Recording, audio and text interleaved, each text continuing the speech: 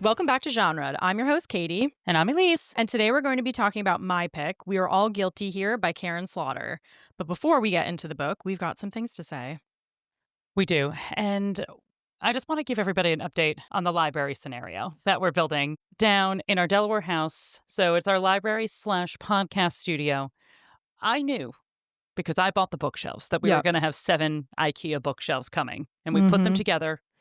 The generous help of our father. Yes. Without him, these would not be as sturdy as they are. These are very attached to every stud in this wall. These bookshelves are going nowhere. Yep, going nowhere. But for those of you who weren't here when we talked about it beforehand, our parents did donate pretty much all of our books. We had a lot of books, a pretty big collection that was living in their garage/attic/storage studio for years once we moved to New York City and we didn't have space for them anymore.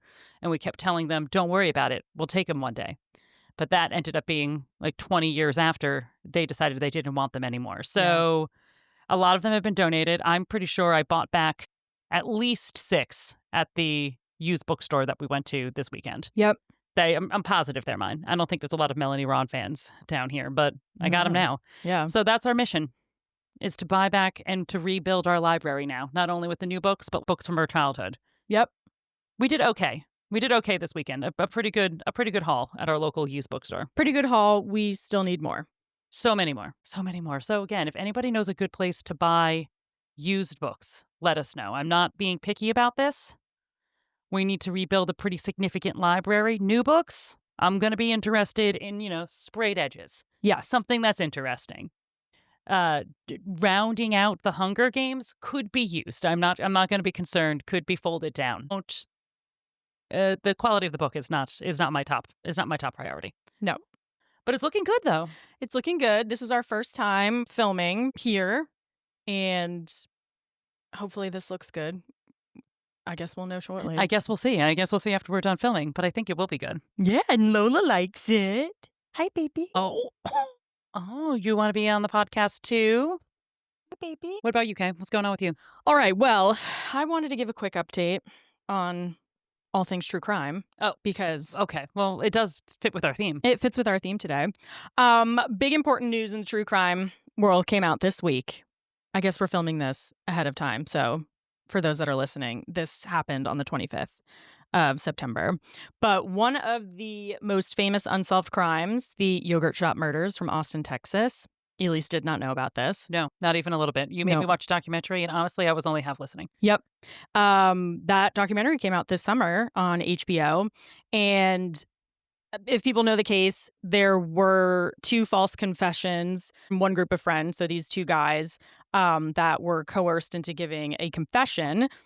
And ultimately, the charges were dismissed in 2009. The crime took place in 1991. But this week, they have identified a new suspect from DNA that was found at the crime scene. And for those of us that know, the crime scene was not well kept.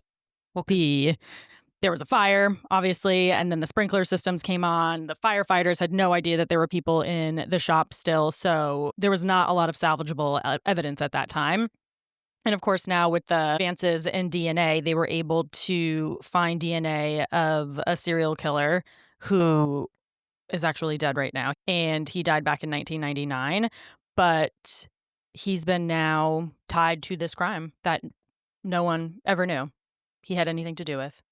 And he's dead? And he's dead, unfortunately. So, he can't confirm. He can't confirm, deny. He can't confirm, deny. And what I think is going to be interesting and what will come out of this is how. How on earth was he tied to this crime? And was there anybody else that he was working with? So far, I haven't heard anything else about possible co-conspirators. Because if you know the crime, I kind of do think it would... You would need a few, if not 2 people. Well, because there was 4 victims, right? There's 4 victims. You'd have to coerce 4 people. So some of the DNA that was found on a shell casing was matched to this man. I mean, that's wild. I know. Isn't that crazy? So many years later. Yeah. Was it the Golden Gate killer that they also they found out so many years later? Oh, yeah. I mean, so many years later. Like, and he was done serial killing. He was just like, I did what I wanted to do. I'm just going to settle down. And he was like, whoopsies. I think his last murders were maybe in the 90s and then nothing afterwards. And he was found through ancestral DNA. Yeah. So like 23andMe. Like 23andMe. So they were able to build a family tree off of some of the DNA at those crime scenes. But he's been arrested, he's in jail, and he's never spoken about the crimes. So we've never really learned or had anything corroborated with anything that he said. Huh. Yeah. So it's big news. Big news for the true crime world today, which is a great segue. It is a great segue into this book. I'm already thinking about all the ways that this ties. Good segue, Kay. Yep, good segue. Just a quick content warning here. This book will be talking about some sexual violence and harm to minors. If that's not something that you're interested in, don't listen to this episode. Yeah, and then for the book as well, check the content warnings. Okay, so we're going to try something a little bit new here this week. We've gotten some feedback from our listeners, and we are going to offer a spoiler-free synopsis of the book, of the characters, our one-line plots, and then we'll do a deep dive into the book. So that way you can figure out if this is a book that you want to read before getting into the spoilers. If you just want to hear us rant about, some things that we have to say, just listen to the first part of this episode and we'll let you know before we get into the spoiler review. Yeah. One of the requests that we kept getting was that people didn't want to listen to the episode if they haven't listened to the book yet, because what if they wanted to read the book? They didn't want to be spoiled. And I think that's a good point, because I think now you can sort of do a little research. If you were interested in maybe reading We Were All Guilty Here, we're just going to give a very high level 10-minute spoiler-free review. And if it's not something you want to read, but you still want to listen to us yap about it, feel free to go through to the spoiler section. Yes. But if it does sound like something, bookmark it. Come back later after you've read it. Yep. All right. So the book is, of course, We Are All Guilty Here by Karin Slaughter. This is a short synopsis of what the book is about. Remember, spoiler-free. So during the 4th of July fireworks, 2 girls vanish in North Falls, Georgia. Deputy and lifelong local Emmy Clifton can't shake what she brushed off that night or the way the town closes ranks. In dual timelines, 12 years apart, the case peels back small-town loyalty, buried predators, and the cost of looking away. Bum, bum, bum. All right, let's get into the genre and tropes. I mean, it's a thriller. It is thrilling. It is like something I've honestly don't know if I've ever read before. When we were doing our shopping for used books, I realized that the only thriller book, and then Katie told me, no, that's fantasy, that I've ever read was James Patterson, When the Wind Blows. Yep. And that was about 2 adults finding children with wings, basically. They were experimented on. And I was like, so yes, I guess Children with Wings does make it not a straight thriller. It's some sort of fantasy sci-fi. Yeah. But that was a James Patterson book at the very least. And I think that's it. I don't think I've read any thriller books. I was so hardcore fantasy when I was a kid. I was reading, high fantasy books by dudes and Melanie Ron. Yeah. But you did read some of Gillian Flynn, right? I did. Gone Girl I read, but only Gone Girl. Oh, really? I didn't read anything more. Oh, okay. So, Girl on the Train I also read when it was but nothing after that. And those were much more psychological than this one was. Well, I don't know. This one I feel like had some psychological elements. I mean, it did, but this is big crime. This is big crime. This is big crime. All sorts of crime. Yeah. In terms of tropes, I feel like I don't even think about tropes when reading a thriller. Yeah. Because honestly, couldn't have predicted anything that happened in this book.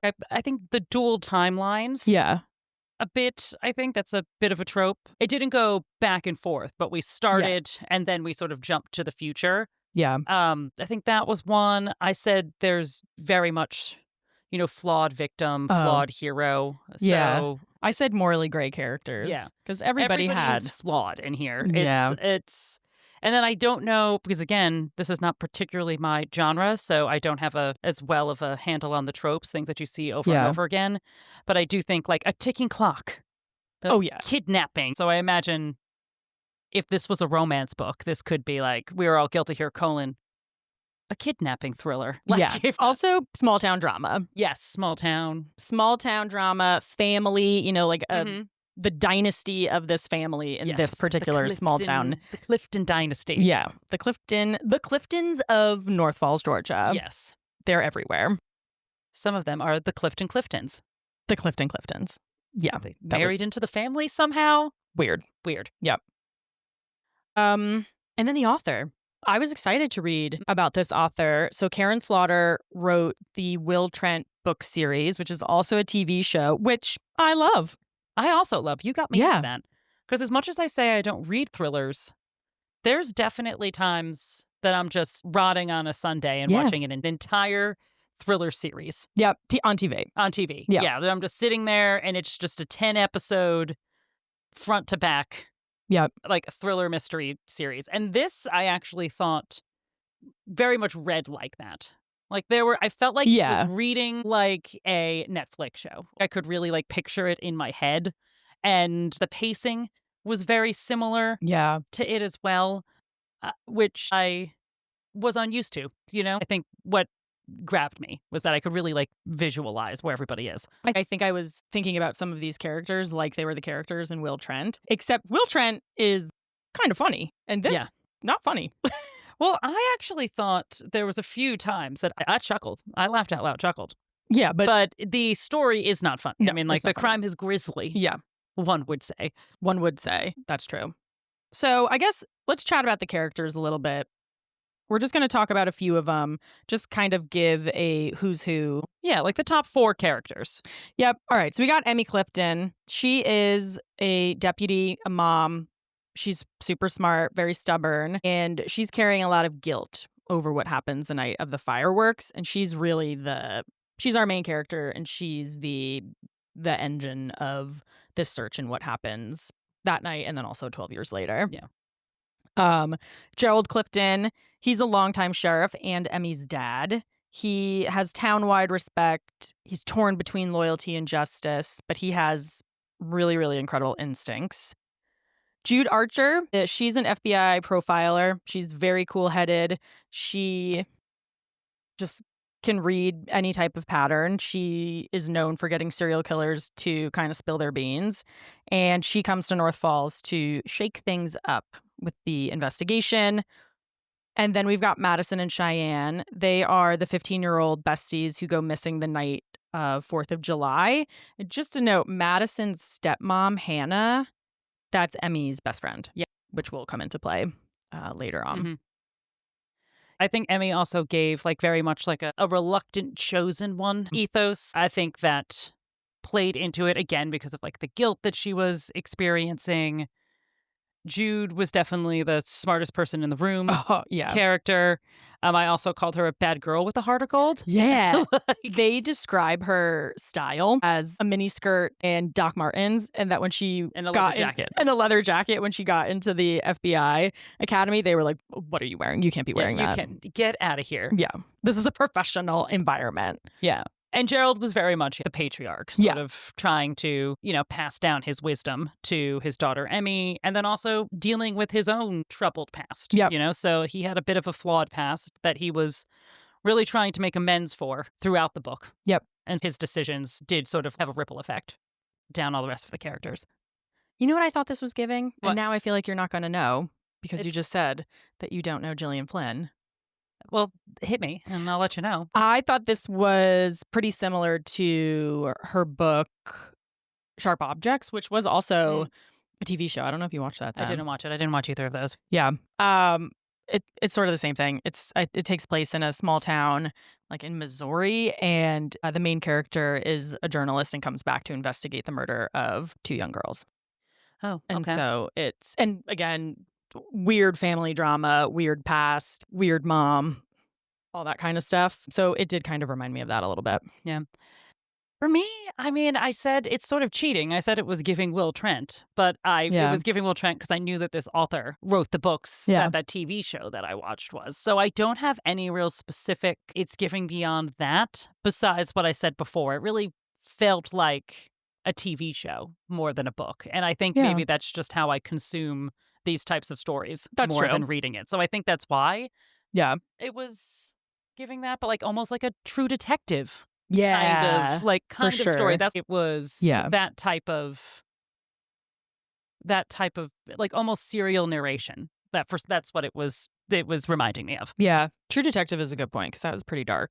So I would say that I think for thriller people, I think they would really like this book. Yes, for sure. Like, I remember talking to my friend Kate, and she's a reader, but she's like, I like to read the darkest, most gruesome, like thriller type of books. And I'm like, wow, all of my fairies are not for you. Yeah. So, and I think I could give this to Kate. I think Kate would like this book. I think it was well paced. It was twisty. It was twisty very McTwister twisty. And I was really trying to keep track. I was going to beat this thriller. I was like taking notes throughout to see if I figured it out. And, I can't wait to.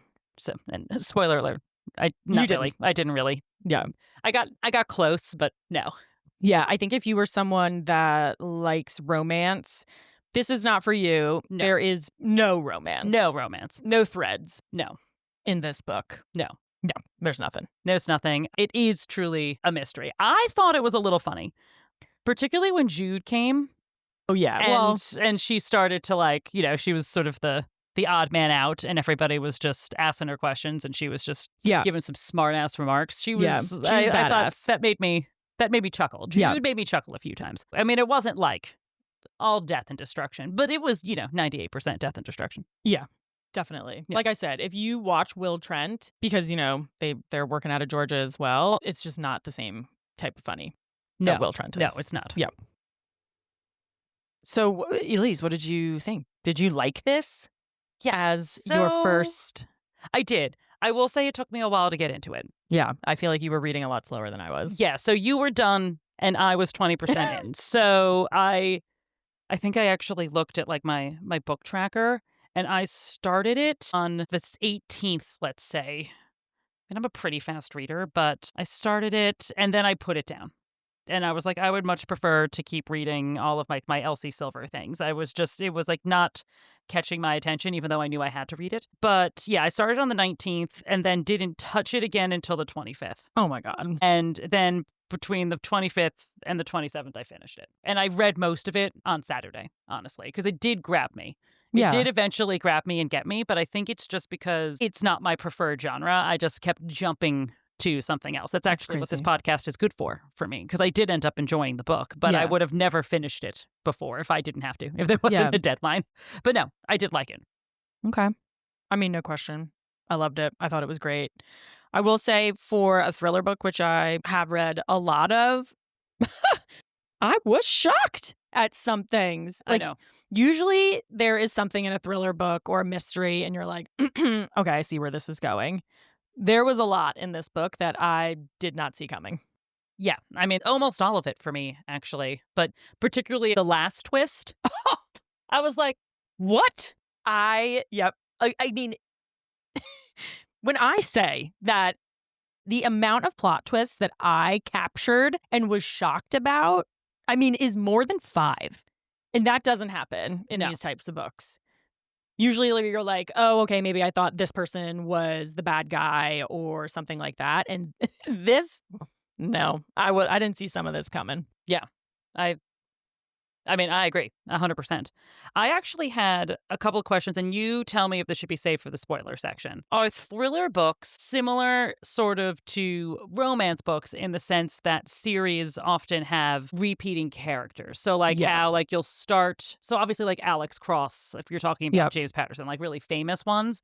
But is it the same where it's sort of like maybe the next book in this series could be one of the other Cliftons? Or is it more like it's going to be like a main investigator and then a crime somewhere else? Yeah. I think most of the time you have like your main character. Mm-hmm. And so like James Patterson, you have Alex Cross, you have the Women's Murder Club, and it could be a group of characters. Right. And maybe something big happens to one of them in each of the different books, but it's generally the same people. I guess I haven't really read too many books where you've got your main character and then the next book is like her sister or something like that. That's not really. It's more like the group of investigators with the lead investigator. Yeah. So or it's just one investigator. Generally, that's kind of how it goes. Yeah. I do know, though, speaking of which, that this is a series as far as I know. I feel like it's kind of TBD on whether... Is this the first book in the series? This is the first book in a series that I believe Karin Slaughter has as like the North Falls book series. And obviously this leaves off in a ton of different ways where a second book could pick up. Yeah. I'm not totally sure if we'll focus on different characters. So I'm interested to see. Another thing before we go into our one-line plots, I got to ask. Yeah. You think Karin Slaughter's her real name, or you think that's a pen name? You think her last name? You think it's a pen name? you think her name is Slaughter? I didn't look it up, and I should have, but it's perfect. It's perfect for a thriller. It's too perfect to not be a pen name. I hope. I don't know. I would love to know. I'm sure I can look that up. Okay. Could you imagine just born Karin Slaughter? She's like, well, the only thing I can do is become a writer of thrillers. I know. She was like, I was born to do this. Let's look. Now I need to know. Slaughter is her real last name. No. Yep. No. Yep. Wow, she was born to do this. Yep. Karin Slaughter is her last name, her God-given name. God-given name. Good for you, Karin. You really leaned in. You really leaned in to what your name was telling you to do. Yep. Incredible. All right. Let's go into our one-line plots, Elise. Okay. They've got baggage, bruises, and family drama straight out of a true crime podcast. But when two kids vanish in a small town, somehow packed both with cops and psychopaths, only two women can crack the case. Also had a lot of notes in here being like, how many cops does this small town have? Really feels like they have a bustling police station. They really do, for something that this never happens in this town. Never happens in this small town. I'm like, are you sure? You have a robust station. Things like there's the sheriff. There's a couple of chiefs. Then there's some deputy chiefs. There was a real hierarchy there. Then they're bringing in the GBI. They're bringing in the GBI. They're bringing in the FBI. Seems like they have plenty of law enforcement in this small town. They did. All right. Mine is two teens vanish on the 4th of July, sending a deputy on a 12-year-wide hunt through a town that keeps its monsters close and its secrets closer. Bum, bum, bum. That was a good one, too. That was a real bum, bum, bum. I tried. Okay, we're going to get into full spoilers now. So if you have not read the book and are planning on it, I would not listen anymore. Any further. We'll miss you, but come back. Come back and visit us later after you've read the book. Yep. All right, are you ready? 1, 2, 3. Spoilers. Okay. So you said that you were not as interested in the book. At what point were you like, yes, okay? So it was in the second part. So 12 years later? It was in the 12 years later part, and it was chapter 8. And as soon as it was a podcast that got Adam out of prison, like a true crime podcast that was done by like the little boy who just had like all of the porn underneath his bed that identified Adam as the perv who would go to all the parties and stuff. And I was like, oh, okay. I see what you've done here. Yeah. Interesting. So that was when I was like, oh, okay, I can get back into it. I think the description of them trying to, like the first part, which was like the 48 hours they were looking for the girls, and then they were dead. Like they found them in the pond. That was what I was like, I don't want to actually, like, these girls are going to be dead and it's sad. And so I think I just didn't want to like I just don't think I was very interested in doing the real live, like, of the minute crime fighting as they were trying to figure out where these girls were, and then knowing, statistically they were going to be dead anyway because of the ticking clock, if you will. 24 hours after children are kidnapped if it's not by a family. Wow, usually. I mean, I will say I was hooked in the beginning. Pages right there at the 4th of July. I felt like we were dropped into drama and stress. And I loved it. There was no buildup. Like within the first 2 chapters, these girls went missing. Yeah. Well, I mean, the first chapter was letting us know that they were just months away from leaving this town forever. 15-year-olds who were just like, gotta skip town. And we were like, these girls are up to no good. And this is not going to be great. And then it didn't end well for them. But you're right. You got dropped in there, and then it just went full steam ahead from that point on. And you just sort of got to know the characters as it was happening. Because, like, you met Emmy pretty early. Yep. But you didn't really know that she was going to be the main character until, honestly, kind of the second part. Yeah, I was actually wondering that you're introduced to Emmy right as you're introduced to Madison, which was one of the girls that died and went missing. And I didn't know. I was like, who's our who's the narrator here? Like, who are we talking about? Yeah. Who's the main character? Because for a second, I thought it was going to be Madison, because it's like her point of view when the book first starts. And then obviously she doesn't make it. No. And so we move over to Emmy, and then Emmy's really our main character. Wait, I can tell you the first shock. The first shock that I had, that I audibly was like, what? Do you want to know? Yeah, I do want to know. Tell me. It was the fact that Martha, a.k.a. Jude, was the sister. Yes. I was sitting on the couch reading this book, and I was like, who's this Jude character? I was just like, new character. Interesting. And then, she hears about what's going on in North Falls because Adam was released, and then another girl went missing. And so now once again we're dropped in this 48 hours, but it's like I'm hooked now. Yeah. It was like I was just surprised that she was the sister, because it was a new character introduction, and all of a sudden she was interested in what was going on. Yeah. In the 12 years later, and I was like, why do you care? Yeah. Small background on that. Emmy discusses the fact that she is a lot younger than her siblings, and she had 2 siblings die in childhood. So she has one brother and 2 siblings that died shortly after one another. And so they reference those siblings as Martha, who had died in an accident, and then their brother who had died by drowning. They were not even mentioned in the first chapters. Yep. And then the only time they were really brought up in the 12 years later's chapters was in the very beginning, but because Emmy's mom has Alzheimer's and keeps calling Emmy Martha. Yep. And that's how we got it brought up that there was dead siblings in this family. Yep. That was a huge shock to me. I didn't even cross my mind. Didn't even cross my mind that not only is this badass FBI agent her freaking sister back from the dead, but another thing, no one seemed surprised. Not a single person. When we got the backstory, it turned out that maybe 4 people knew. The parents knew, the priest knew, the aunt, the crazy aunt, knew, and Millie, the crazy aunt, who's 90 years old, will never die. She's the biggest Clifton there is. She's the Cliftianest Clifton. Yep. And those are the only 4 people who know. And of those 4 people, 2 people are dead. Yep. At this point. Well, 1 person is dead, 1 person has Alzheimer's. Yep. And when she's showing up into town and everybody's just like, huh, Martha? Thought you were dead. And she'd be like, no. No. And they're like, cool. And I'm like, what's going on? Again, this is a small town where nothing weird ever happens, but we're okay with Martha being alive. No one was surprised. Also, nobody was calling her Martha. They were like, oh, you go by Jude now? No problem.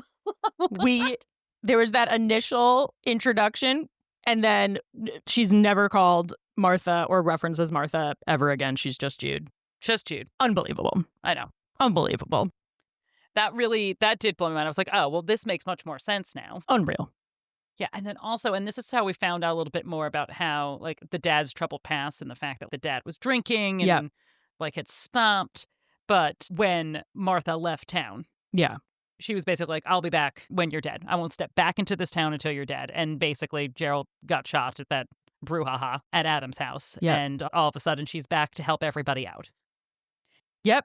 I will say a couple things. One, Emmy really blames herself for Madison and Cheyenne's death, because at that 4th of July fireworks, it looked like Madison wanted to come up and say something to her, maybe ask for help. She could see that she wanted to talk to her, but Emmy was fighting with her husband, and so just kind of blew her off and was just like, not now, I can't talk. And when she told Hannah, so Madison's stepmom, about that, Hannah was like, I hate you. I never want to talk to you again. And I was like, okay, that was taking it a bit too far. Yeah, I mean, in the heat of the moment, you would have thought 12 years later, maybe they would have patched it up. Yeah. But as we're learning, the Cliftons don't like to talk about their feelings. No. In fact, the only one who's doing an okay job at it is Jude. Yep. And it's because she has admittedly been through a shit ton of therapy. Yep. She's like, we all need to go to therapy. Yep. I did like that about her. I thought she was flawed, but also sort of on the other side of it, like seemingly healed. She had gone through addiction. She basically ran away from home and was homeless. All of these sorts of things that she had to work through. Yeah. And eventually did. Like, really did put in the work so she could come home. But even she was never like, oh, maybe I'll just bury the hatchet earlier. I guess I will wait until one of them dies. The fact that no one over all of these years reached out to one another is insane to me. Yeah. Then Jude ends up becoming like an actual FBI big shot. So she Yeah. goes and gets like, a doctorate in psychology and then decides to go to the FBI. And then is the one who basically solves like a notorious serial killer case. Yeah. And she's the only person this serial killer would talk to. And that's how she found all the bodies of his victims. Yeah. But she kept her name out of the news. Like, certainly your law enforcement father maybe would have, and I think we see at the end that he has been like cutting out some articles and stuff about this particular case. That was shocking to me. I still don't get it. And we learn that Gerald in his past was he was an alcoholic. He was an alcoholic. Yeah. I mean, just the thought that 40 years. Yeah. At this point, Emmy's in her 40s. Yeah. And she never knew a life with I actually sibling. think we got to talk about the final twist now because we're talking about the family. Not only was Jude the sister, which blew my mind, but it turns out Jude is Emmy's mom. So when Jude got kicked out and ran away, she got pregnant. She didn't even realize she was pregnant until she was pretty far along because she was running about and doing a fair amount of drugs. Yep. She had the baby. Yep. Ran away from a hospital because there was a warrant out for her arrest. Yep. Came back to North Falls, knocked on the parents' door with just her and a baby, and basically the dad took the baby, brought her inside, closed the door in Jude's face, kept her there for 10 minutes, and then opened up the door and said, here's your choices. Yeah. You take Emmy and go, or we keep Emmy and you go. And she said, keep Emmy. And they passed her off as their own kid. And then Jude never came back. Not only is your daughter, so Gerald and his wife, alive, but you're raising her child. Yes. And at no point did you think that maybe you should say something? I know, because we learned this in the last chapter. I could not possibly think we were going to get another twist in the last chapter. Unbelievable. And Millie, she's talking to Millie, because Millie is like the only one, 99-year-old Millie is the only one who knows. Basically, Jude goes, nah, I don't think, if I can be your sister, that's enough. And I'm like, does Tommy, the other brother that didn't die, doesn't know? No. So they even passed off, I don't know how they passed off this woman being pregnant. Oh, they say it. I know, but still to the brother? I mean, I can see to outside people, but you're telling me that Tommy, the brother that's still alive, didn't notice that his mom was never pregnant? Well, no, because she was, on bed rest? She was on bed rest at another house somewhere else, saying that she broke her leg skiing or something like that. No. That seems unbelievable to me. It was unbelievable. Yeah. And then, of course, Emmy changed everything. Gerald cleaned up his act. The mom gave her something to live for, helped her with her grief of losing her older son. And so Emmy really did sort of heal that family, except for Jude, who got kicked out. And to never be heard from ever again. Ever again, until after Gerald died. In Emmy's arms. I could see why she wanted to come, but I can't believe it. I didn't see it coming at all. No. Truly, I didn't see that one coming at all. Nope. I got a little bit closer to who the kidnapper was and things like that, but that one I was like, no way. I've been thinking about it for the last week. Yeah. How absolutely insane that was. Yeah. Anyway, so let's talk about the other twists. Okay. You said that you were writing down who you thought the actual killers were. Yeah. So I got really into a theory about halfway through the book. Yep. That I wrote some detailed notes on. That was very wrong. But let me tell you why I think it's obviously had nothing to do with this crime, but it might have something to do now that I know that this is a series, maybe. Millie's daughter? Taby. Taby. Yeah, Taby. So Taby was always around. Yeah. When all of these things happened. I put a note where I wasn't quite sure where she was during the fireworks, but she rushed over the morning that the third girl went missing. Paisley. Yep. In the 12 years later, and to drop off Millie, and then zoomed out. And I was like, okay, I didn't clock it then. But then I noticed that there was this whole point where Jude met Taby. Again, no one's concerned that Jude's Martha. Everybody's like, who would have thunk it? Back from the dead. Not the point. But she had no one was surprised. Anyway, but she was talking to Taby, and she noticed that Taby had OCD. Oh, Like, yeah. like the type of OCD that almost doesn't actually exist, but like the tapping things 3 Yep. times. Yep. And I was like, maybe it was just such a specific and weird detail to give about an ancillary character that I was like, this must mean something. Maybe she's involved somehow. I thought it was going to be Interesting. something like that. And then if you looked back, Taby was always around, and their profile of the killer was that it was a man with a job that required some sort of education that like allowed them to be around children at, regular intervals. Yep. And everything about that was her, only she was a woman. So I thought maybe the twist was going to be that it wasn't a man, it was a woman. And I got very into that. I really thought that was going to be something, and that was, of course, not even close. No. Yeah. But what I did get was, and this was the point you probably clocked Virgil too. Yeah. Was when she went in to his private eye studio. Yeah. To like help get the boxes of evidence because they were going to reopen the case. Yep. Just like, you're doing a lot of work out of this private eye studio, sir. Seems like it's a little dusty. That doesn't seem right. I think I said something like, this is suspicious. Interesting. I mean, I knew pretty early on, obviously, that Adam, the person that they had convicted the 12 years earlier, wasn't going to be their killer. Yeah. And he was not. I mean, he was a dirtbag, but he did not kill Madison and Cheyenne. And I did have a feeling, even in the 12 years, like, prior section, feels like it could have been him, but it doesn't feel like it could have been him because he was such an idiot that I did think it was his dad. I did think could be the freaking Dr. Dentist over here. Then we stopped talking about him. So he was on my radar early. That's true. You reminded me. He was on my radar in that first section. Yeah. And then never again. Yeah. And then I forgot about him completely. Yep. Virgil, I have to say I was pretty surprised. Well, honestly, once Jude came in and was like, hey, why don't we have this information? Why don't we have this information? I was just hoping. I was like, man, I hope it's not Gerald, like her dad, that had something to do with it. But it started to seem like it was someone that worked in the police station because certain things went missing. And I was just like, oh my God, I hope it's not her dad. I had a note that said, if it's Gerald, I hate this book. Yeah. Like, it was like, if it ends up to be Gerald, I hate this. Yeah. I really love Gerald and Emmy's like father-daughter kind of back and forth that they had. They had their own kind of language when they were trying to work through a case. And I love that. I thought it was really interesting. And then Jude came and basically did the same thing. Yeah, it's like tap the weak spots. Yeah. What do we know? What do we think we know? And then Cole, who is Emmy's son, who's now also in the police force. A lot of police in this town. Tremendous amount of police in this town. Yeah. I'm thinking this town ain't so small. Like, no, I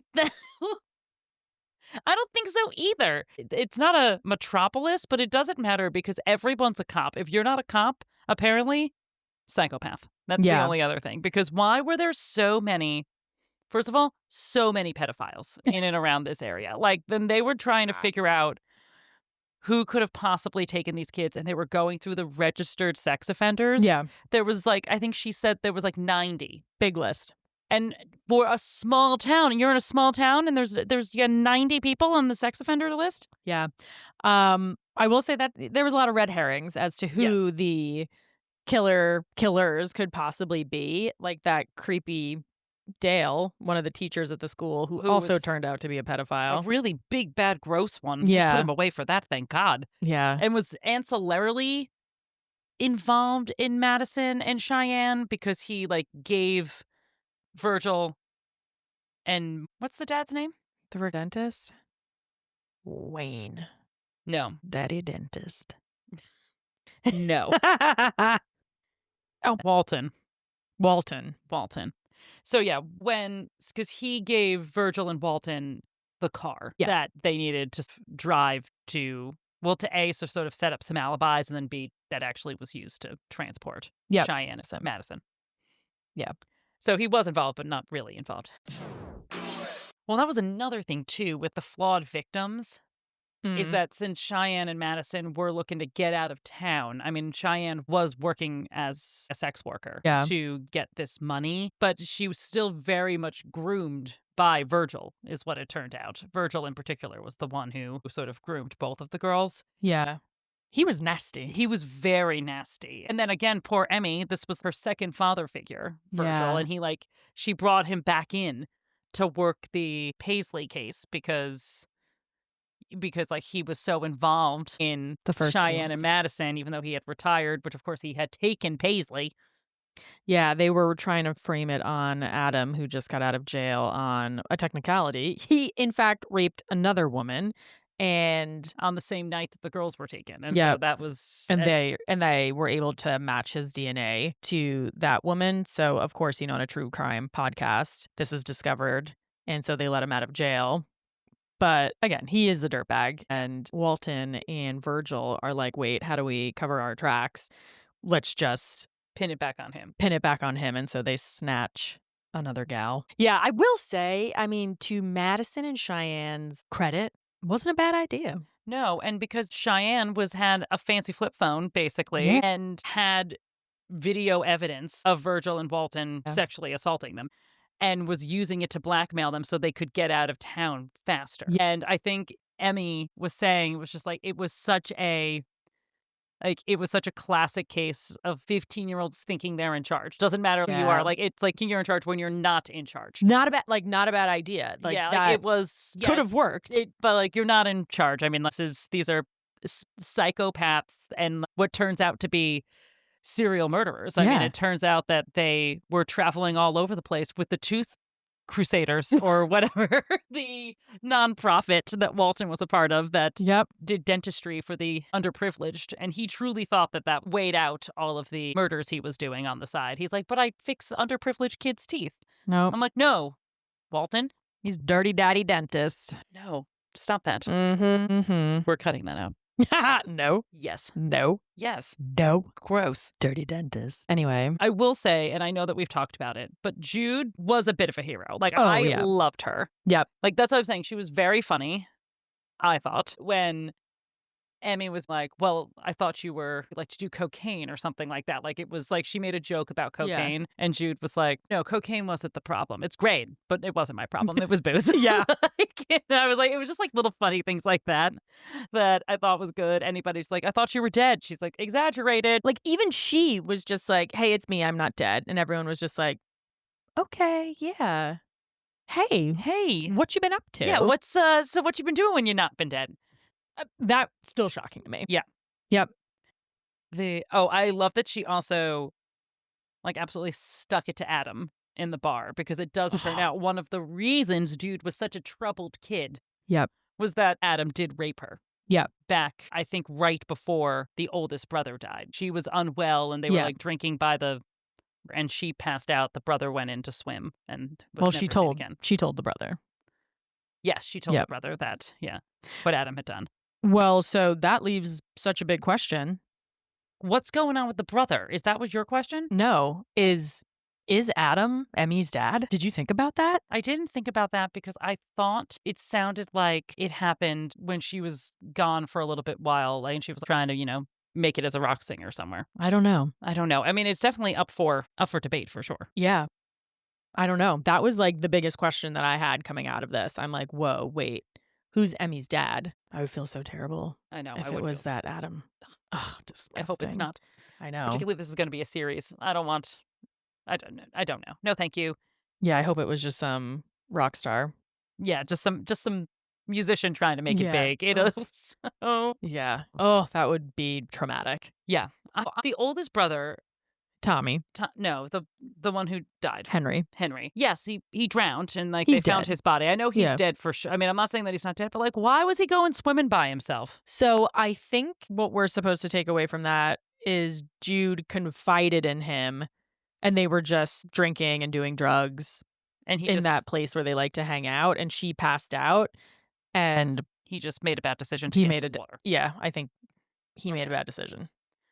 And then the other thing that I was back and forth on is, and I think it's just because they were setting up red herrings, and I think I'm unused to reading books like this, but I'm like, why did we care that Cole was dating the podcast guy who was then also sleeping with the father of Paisley? Because he had a dick pic on the phone. Like, I was looking to that. I'm like, I don't know why we care about this. And I think the answer is we don't. The answer is that those were red herrings that were thrown in there. But yeah, I think they were setting up what was going on in that girl Paisley's life without getting too far into the details. Yeah. But also, they were looking at him as a suspect, as they Always do. Yeah. And I mean, he was also terrible. Yeah. In this town, there's cops, pedophiles, psychopaths, and really, really controlling religious men. Yep. Multiple.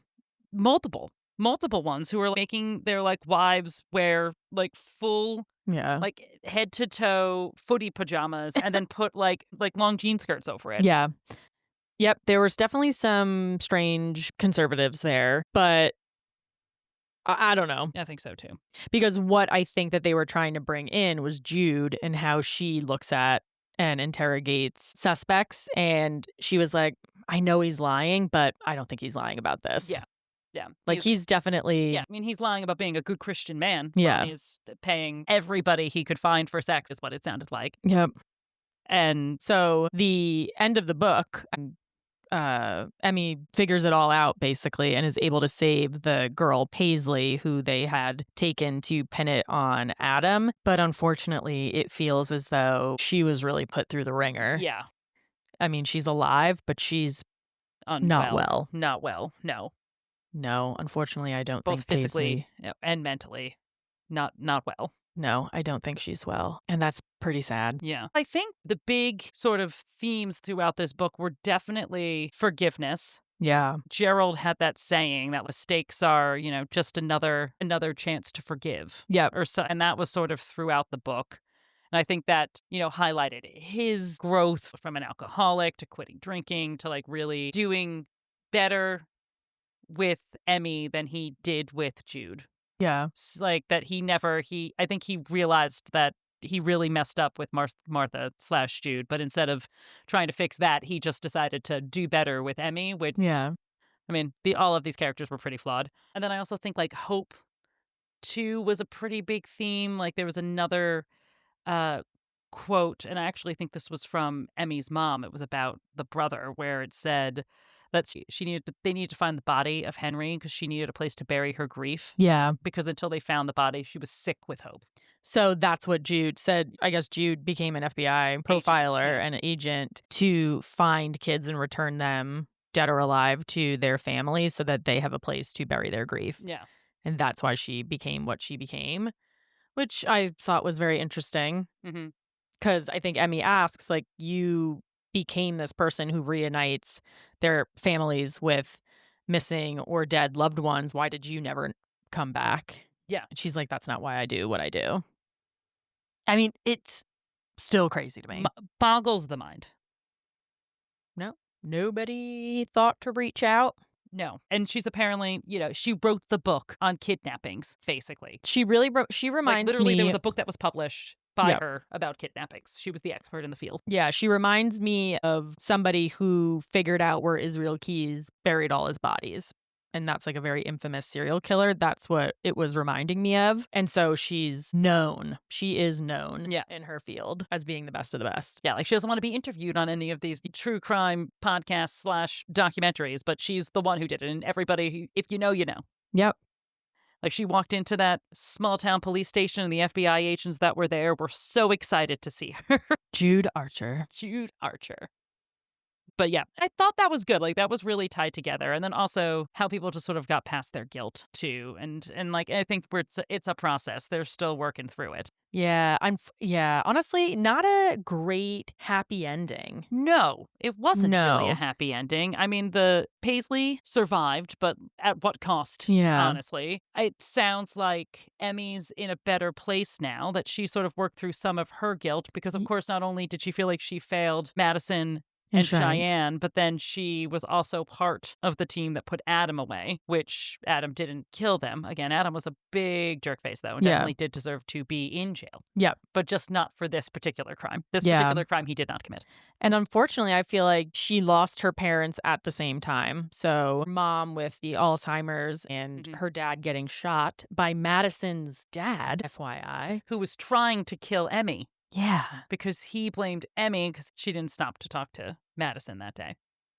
Yeah, which I know is crazy, but also, yes, true. Yeah. If she would have talked to Madison. Who knew what would have happened. Who knows what Madison would have said. Yeah. Likely Cheyenne would still be dead. Yes, but but Madison would still be alive. And I guess be able to identify who. Yeah, who they were working with. And like blackmailing. Also, man, for kids that are 15 years old, for them not to spill the beans on Virgil and creepy dentist. Yeah, Walton. That was crazy. The girls, that was a fairly good plan to get out of town I know, fast. and they were very insular. That was like a real high school sort of tight friendship. Oh, they at one point were saying that the girls called each other the day that they went missing. They had called each other 19 times. Yep. Alone that day and sent hundreds of text messages back and forth to each other. And I guess maybe some of those text messages could have had Virgil's name in it. We don't know because Virgil was in charge of the phone records and messed with all the evidence. So there could have been something in there at least. Yeah. Could you believe it? Could you believe it? I will say I do love it in books where the name of the book is in the book. Yeah. So like where there's a time where, in this one, page 404, I highlighted it. I made sure to note it, which was it was chapter 19. I think there's 20 chapters in the book. Yeah. So it was near the end. And it was Emmy who was saying that, like, Virgil in particular, like, fooled them all. It's like, Papa didn't see it. I didn't see it. If you're looking for people to blame, we are all guilty here. Yep. Yes. I love it when the name of the book's in the book. Yeah. All right, Elise. What about your rating? Gave this a 3.5. Yes. So I gave this a 3.5 because it's definitely not my genre, and I don't think I'm going to become a thriller reader. Yeah. This is not going to be the type of book I'm reaching for. If I never read a thriller ever again, think I would be fine. However, if we're going to, I'm sure, read another one for this podcast, I'm not going to be like, no. I think it showed me that this was very interesting. I did like it once I got into it, but you were too scared. It was a little bit too scary. It wasn't like jump out, run away scary. Yeah. But this is generally not the type of thing I want to read. Like, this is like not my type of escapism. So if this is a series, you're not going to catch me reaching for the second book. Okay. Unless we have to, unless you're like, we're reading it for the podcast. And I will enjoy it probably, but I'm never going to reach for it on my own. Okay. All right. I mean, I gave this a 4. I think this is a very well written, twisty thriller. It wasn't formulaic. I didn't guess everything up front, which happens a lot. I'm still thinking about some of these twists. Yeah. And I would definitely be interested in reading a sequel. Okay. I mean, I think it was really well written. I will say that. While I didn't like fall for any of the red herrings, I truly think my insane theory had more to do with the THC drinks that I was drinking while I was reading it. Yeah, no. Then I think it had to do with what Karin Slaughter wanted, the connection she wanted me to make. I think that was on me. Wasn't going to be a woman. No. And I was like, no, it couldn't be. Now that I'm thinking back on it, there was entirely too much sexual assault. Yeah. Yeah. But yeah, so I'm glad you made me read it. This is what this podcast is for, trying to get us out of our comfort zones. But I do think I feel like this, like you feel about straight romance books. Yes. I totally agree with you. Yeah. Awesome. Do you want to tell everyone what we're reading next? Next time we're going to read Alchemized by Senlin Yu. We're going for the Hermione. I mean, I think there's one more that they came out. We could go for the trifecta. There's another one? Yeah, I think it's like the irresistible urge to fall for your enemy or something like that. But it's also it was published, I want to say, like in the summer sometime. Around the same time as Rose and Chains. But it is the republished Manacled fan fiction, which is also a Hermione fan fiction. And this is the big one. This is the one that everybody talks about. I have read Manacled. So I'm coming in having read it. I think I'm one of the few people in the world who read Manacled and didn't think it was the best thing I've ever read.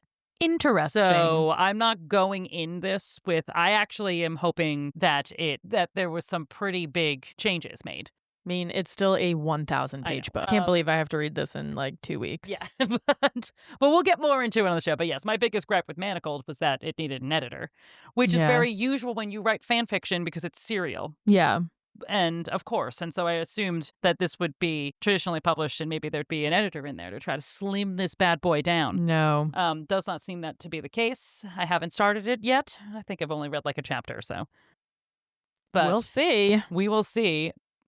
I'm excited for it, though. I'm excited. It's very hyped. People love Manacled, so I am interested to see what this republishing does. And we're just continuing on for spooky season. It is. It's one spooky book onto another. One trigger warning book to another trigger warning book, unfortunately. But yeah, it's definitely dark. This one's very dark as well. All right. After this, let's pick something light and fluffy. Yeah. Let's do like a Christmas book. I know. Like, what about like one of those, like the Society of Irregular Witches or something like that? Maybe just something light and fluffy. Cozy. Yeah. I think that should be our goal. I think that's a great idea. All right. Remember to rate, review, and subscribe wherever you get your podcasts. And remember, no genre shaming unless it's funny. See you next time. Bye.